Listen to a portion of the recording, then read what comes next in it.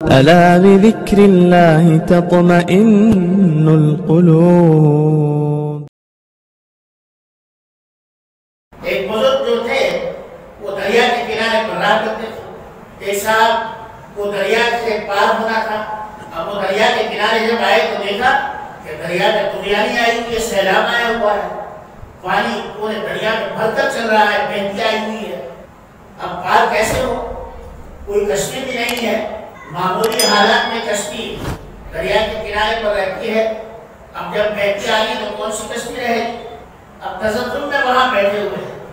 وہ بزرگ جو وہاں دریا کے تھوڑے سے کنارے کے قریب میں رہتے تھے, پاس میں ان کی جھوپڑی تھی, وہ آئے اور انہوں نے کہا کہ بھائی آپ کیوں اتنا پریشان ہیں, کہاں جانا ہے آپ؟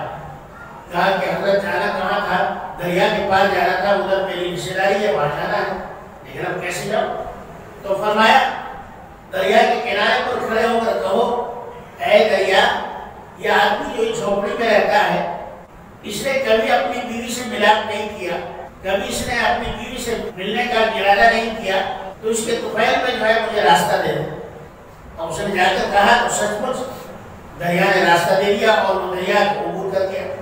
جھوپڑی میں سے اس کی بیوی کی بات سن رہی تھی, وہ آئی اور اس نے پیچھے کمر میں بہت زور سے مارا کہ کمبخت مجھے بدنام کر دیا, یہ اتنے سارے بچے جو پھر رہے ہیں کس کے ہیں؟ یہ بھی تو تیرے ہی ہیں, اور تو نے کہا کہ میں نے کبھی بیوی سے ملاقات نہیں کی, اتنا بڑا جھوٹ. تو ان بزرگ نے کہا کہ دیکھو اللہ کی بندی بات سنو, میں نے اپنی خواہش کے لیے کبھی تم سے ملاقات نہیں کی, میں نے جب بھی ملاقات کی تو اللہ کو راضی کرنے اور تیرا حق ادا کرنے کے لیے ملاقات کی, اور میری سچائی کی بات یہ ہے کہ دریا نے اس کو راستہ دے دیا.